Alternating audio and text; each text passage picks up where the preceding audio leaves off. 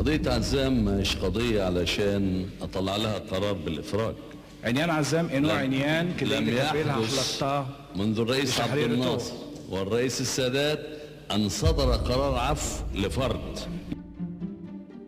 في يوم 28 أكتوبر سنة 1997 وتحديدا أحد المؤتمرات الصحفية بحضور عزرا وايزمان بيتسأل الرئيس الراحل محمد حسني مبارك عن شخص اسمه عزام، والسؤال كان عن إمكانية إصدار عفو رئاسي والإفراج عن عزام من السجون المصرية. ساعتها الرئيس بيرفض وبيقول ما حصلش من أيام عبد الناصر لحد دلوقتي انه يصدر قرار عفو لفرد، وانه عشان افرج عنه لازم افرج عن كل اللي زيه. بس يا ترى مين هو عزام وللي ما يتسموش كانوا مهتمين قوي بالافراج عنه؟ والاهم من كده ليه اتحبس في السجون المصرية؟ عشان نجاوب على الاسئله دي محتاجين نحكي الحكايه من الاول. فاهلا بيكم في حلقه جديده في الحكايه مع فهد. في البداية ما تنسوش تدعمونا باللايك والسبسكرايب وتفعلوا زر الجرس عشان يوصل لكم كل الحكايات اللي جاية. ويلا بينا نخش في تفاصيل الحلقة. في سنة 1963 وتحديدا في قرية المغار في فلسطين المحتلة اتولد الشخص اللي قدامكم في الصورة ده، واسمه عزام من طائفة الدروس الموحدين اللي عايشين عند اللي ما يتسموش. اتربى في قرية المغار اللي بعيدة عن القدس بحوالي 160 كيلومتر. عزام عربي لكنه معاه جنسيتهم، ومن بداية دخول المدرسة وهو ما كانش حابب التعليم ونفسه يخرج من المدرسة ويشتغل بأي شكل، لكن بعد ضغط أهله عليه وإنه لازم ياخد شهادة بالعافية وصل الإعدادية، وبعدها دخل مدرسة للتعليم الفني الصناعي، منها يتعلم صنعة ومنها يبعد عن الكتب الكتير اللي هو بيكرهها. وفعلا اتخرج منها صناعي ميكانيكي وبدأ يشتغل في حاجات كتيرة جدا ملهاش علاقة ببعض، وكل فترة كان بيعمل شيفت كارير مختلف عن اللي قبله، شوية في البيزنس شوية في أي محل، والحاجة كانت ماشية. وفضل الحال مكمل بالطريقة دي لحد ما وصل عزام لسن معين، والسن ده بيجبره إنه يدخل التجنيد الإجباري الخاص باللي ما يتسموش، ودخل فعلا الخدمة العسكرية والتحق بسلاح المركبات. وللعلم كان عنده أخ أكبر منه وأخوه ده من اللي شاركوا في حرب الاستنزاف بين مصر واللي ما يتسموش سنة 69، لكنه توفى في الحرب. وبعد ما خلص عزام التجنيد الإجباري قرر يخرج للعالم ويبدأ حكاية جديدة، لكنه برضه ما كانش عارف يعمل ايه ويشتغل فين، لحد ما في يوم اخوه الكبير اتكلم معاه وعرض عليه يشتغل في مصنع النسيج اللي هو شغال فيه، والمصنع اسمه تفرون، وده يعتبر واحد من اشهر المصانع الخاصة بصناعة الملابس الداخلية والنسائية هناك. عزام سأله انا ايه اللي هيشغلني في الملابس الداخلية؟ قال له مش انت ميكانيكي؟ يبقى تهت والإناهة، انا هشوف لك شغلانة بصناعتك هناك. وفعلا بيتعين عزام في المصنع كعامل فني، وهو اللي كان بيصلح المكن الخاص بصناعة الملابس وبيعمل له الصيانة الدورية بتاعته كل شوية. الوظيفة دي مش هي الوظيفة اللي كان عزام بيحلم بيها، بس هو ما كانش يعرف ان الملابس الداخلية. المهم كمل عزام شغل في المصنع بشكل طبيعي، وفي الوقت ده مصر كانت عاملة اتفاقية السلام بينها وبين اللي ما يتسموش سنة 1979 برعاية أمريكا. وزي ما تقولوا كده بعد الاتفاقية دي كان في رغبة بين البلدين انه يحصل تبادل تجاري على مستويات مختلفة كتير، في الزراعة والصناعة والسياحة وغيرهم. طب تبادل ازاي وليه؟ خلينا اشرح لك الموضوع بالتفصيل. في مدينة العاشر من رمضان الموجودة في مصر واللي تعتبر واحدة من أهم المدن الصناعية في وقتها، كان موجود هناك مصنع أو شركة اسمها الشركة السويسرية، وصاحبها اسمه علاء عرفة. الشركة دي كانت متخصصة برضه في الملابس، وبعد اتفاقية السلام قرر صاحب الشركة إنه يبعت عمال من عنده ويروحوا شركة تفرون الموجودة عند اللي ما يتسموش عشان ياخدوا حاجة كده أشبه بدورة تدريبية هناك ويتعلموا من الكفاءات، وبعدين يرجعوا تاني على مصر يفيدوا الشركة أو المصنع اللي هم شغالين فيه. وطبعا شركة تفرون هي اللي عزام اشتغل فيها، وللعلم قعد فيها فترة طويلة جدا وفضل يترقى لحد ما بقى مدير تشغيل قسم الصيانة في الشركة كلها. الشركة المصرية عملت شراكة مع شركة تفرون بتاعتهم، بس هم ما كانوش عايزين أي حد، كانوا عاوزين المصريين اللي هيروحوا عندهم يكون على الفرازة، فوكلوا عزام بمهمة الاختيار دي وبعتوه مخصوص على مصر، وقعد في فندق في مصر الجديدة في القاهرة، واختار 11 عامل عشان ياخدهم معاه ويدربهم. وفعلا اختار العمال وسافر على هناك، ومن هنا بدأت الحكاية. وطبعا الظاهر لكل الناس وكل القيادات في مصر ساعتها ان عزام نزل مصر عشان يشتغل في الغزل والنسيج، لكن الحقيقة انه كان موجود في مصر عشان يبدأ خطة التجسس اللي هتكون واحدة من اغرب عمليات التجسس اللي حصلت في تاريخ الشرق الاوسط. عزام في الاصل كان شغال مع الموساد، وطلبوا منه ينقي العمال بنفسه عشان يحاول يجندوهم للتجسس على مصر لصالحهم.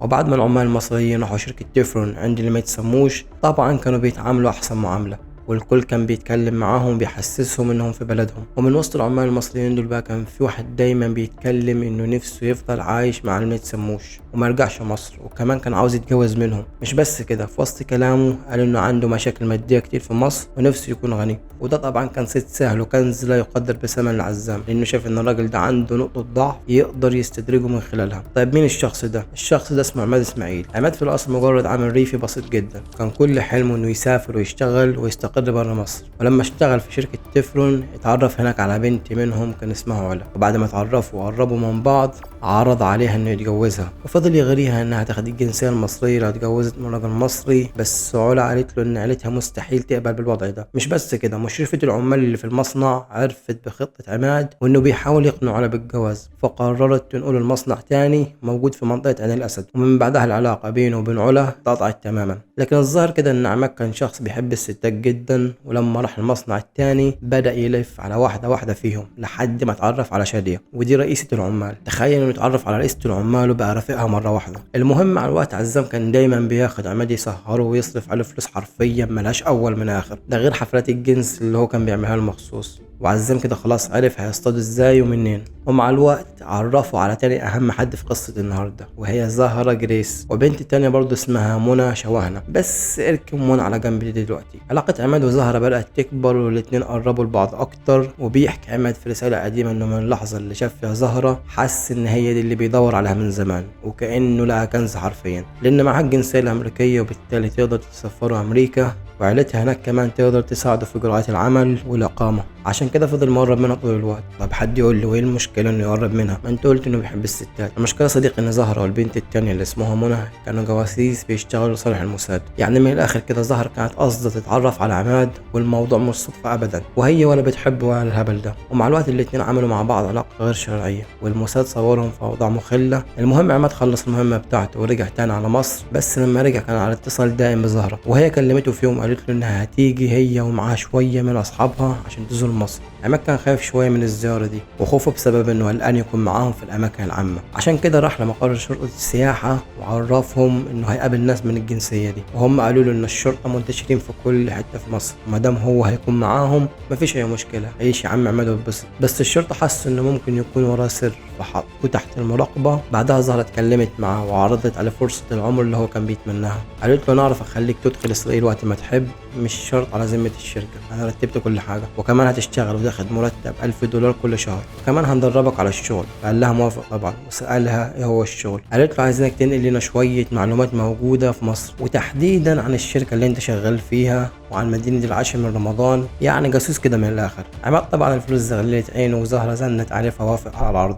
وفعلا هي وعزام دربوه على كل حاجة، وقالوا له عاوزينك تنقل لنا المعلومات الخاصة بالمصانع اللي بتتعامل في 6 أكتوبر ومدينة العاشر من رمضان، زي عدد المكن اللي جوه المصانع دي وعدد العمال وانواع المنتجات والدول اللي بتصدروا ليها. وده نوع من انواع التجسس اللي اسمه التجسس الخاص بالاقتصاد. طبعا حلقة الوصل بين عماد وزهرة كان عزام هو اللي كان بيتعامل معه بشكل مباشر. وبعد ما عماد اتدرب وحافظ الشغل، والسر كله كان في الملابس الداخلية دي. ودلوقتي انت اكيد بتسأل نفسك سؤال، عماد هينقل المعلومات دي ازاي؟ ما هو مش معقول كل ما يحتاج يقول له معلومة هيسافر له مخصوص، ولا حتى يقدر يقول له في التليفون، لان اكيد المخابرات العامة المصرية كانت مراقبة التليفونات. عشان كده عزام قبل ما يرجعه على مصر اداله شوية هدوم على ملابس حريم كده، مصنوعة بطريقة تسمح ليهم انهم يكتبوا عليها بنوع من انواع الحبر السري، والحبر ده مش بيظهر الا لو حطيت عليه نوع معين من المواد الكيميائية. وبكده عزام نجح انه يحقق خطة الموساد، وقدر يستخدم واحد من المصريين عشان يوصل له رسائل معينة. وعماد كان بيستلم الهدوم من عزام وبيسلمها له مكتوب عليها كل المعلومات اللي جمعها بالحبر السري. بس لو تفتكر احنا قلنا ان المخابرات المصرية كانت حاطة عينها على عماد وعلى عزام هو كمان، عشان كده عملوا كمين لعماد. وفي سنة 1996 قبضوا عليه، وكان معاه كمية من الملابس الداخلية والبلوزات الحريمي. وطبعا دي مش تهمة، لكن اللي عليها هو اللي تهمة، لانه من خلال الفحص اكتشفوا ان الملابس دي مكتوب عليها بحبر سري معلومات كتيرة جدا تخص الاقتصاد المصري والصناعة المصرية عموما. ومن اللحظة دي مسكوا عماد وما سابوهوش الا لما اتكلم وقال كل حاجة. وبعد ما حققوا معاه هو اللي اعترف على عزام، وقال انه هو اللي كان بيعمل كل حاجة وهو الوسيط بينه وبينهم. واعترف لهم اتعرف على ازاي وازاي كان بياخد من الهدوم وازاي كان بيبعتها له، وكمان اعترف بخصوص زهرة ومنى.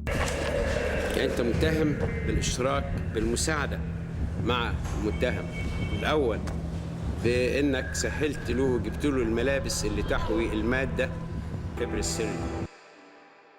وعشان تعرفوا العملية كانت بتتم ازاي، احيانا عزام كان بيبعت له الهدوم على هيئة هدية عشان يكتب فيها المعلومات ويرجعها له، واحيانا كان بيبعتها عن طريق المصنع اللي هو شغال فيه واللي عمل شراكة مع المصنع اللي عماد شغال فيه في مصر. وكده المخابرات المصرية عندها معلومات تقدر تتهم بيها عزام رسمي، فطلع امر القبض عليه وعملوا له كمين وهو في القاهرة. وطريقة القبض حكاها عزام بنفسه، بيقول انه كان ماشي في وسط البلد بعد ما خلص شغله في مصنع النسيج، لان زي ما قلنا هو يعتبر مندوب بين المصنعين، وكان رايح ناحية الفندق اللي هو قاعد فيه. وبعد ما وصل هناك وقفت عربية قدام باب الفندق ونزل منها حوالي 6 أو 7 رجالة وطلبوا منه جواز السفر بتاعه، وبعدين حطوا الكلبشات في ايده وغموا عينه وتحركوا بيه بالعربية وحطوه في مكان سري هو ما كانش عارفه، وارد يكون سجن معين او جهاز امن الدولة او جهاز المخابرات العامة، الله اعلم. وهناك بدأوا يحققوا معاه، لكن طبعا انكر كل حاجة. سيد القاضي، انا راجل جيت اشتغل في مصر، لا تخبرت، وكلمة تخابر عمري ما سمعتها، انا بريء.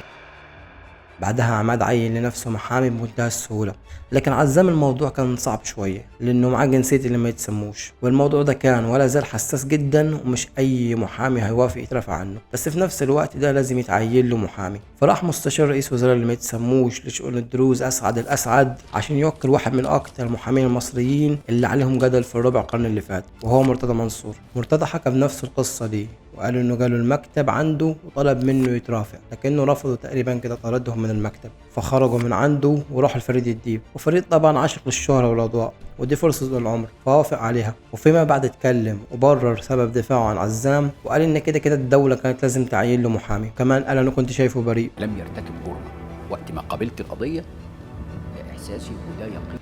وبدأت المحاكمة، وفي 31 أغسطس سنة 1997 اتحكم على عزام بالسجن 15 سنة وبالمؤبد على عماد إسماعيل هو وزهرة ومنى شواهنة. طبعا اللي ما يتسموش حاولوا بكل الطرق الممكنة إنهم يخرجوا عزام من السجن وضغطوا على القيادة المصرية بكل الأشكال، لكن الموضوع كان مرفوض رفض قاطع، لدرجة إن الرئيس المصري حسني مبارك الله يرحمه اتكلم بنفسه وقال انا ما اقدرش اخرجه من السجن زي ما عرضنا في الاول. وفضل عزام في السجن حوالي 7 سنين، لكن في سنة 2004 تحصل حاجة غريبة قلبت اللعبة كلها. اللي ما يتسموش اعلنوا انهم قبضوا على 6 طلاب مصريين واتهموهم اتهامات كتيرة جدا زي المقاومة والتجسس والحاجات اللي انتوا عارفينها دي، وطلبهم كان واضح وصريح، الافراج عن عزام مقابل الافراج عن ال6 طلاب المصريين. وفعلا حصلت صفقة بوساطة امريكية وخرج عزام من السجن. في الاول حصل رفض شعبي مصري للتبادل ده، بس يقال ان الموضوع ما كانش مجرد تبادل ناس بناس، الموضوع كان اكبر من كده بكتير، وان في صفقات او تبادلات تانية حصلت بس في الخفا. وصل عزام ارض اللي ما يتسموش واستقبلوا استقبال ابطال وحولوه لبطل قومي، لدرجة انه ولع شعلة الاستقلال سنة 2005. وبعدها طلع في اكتر من لقاء تلفزيوني يحكي قصته ويقول انه بريء وانه ملهوش اي علاقة من قريب ولا من بعيد بموضوع التجسس ده. واخر المعلومات المتوفرة عنه انه اشتغل في شركة بترول هناك، اما بخصوص عماد وزهرة الله اعلم. وبس كده، تحياتي لكل رجال المخابرات في كل عالمنا العربي، وربنا يحفظ مصر وشعبها وجيشها من كل مكروه وسوء.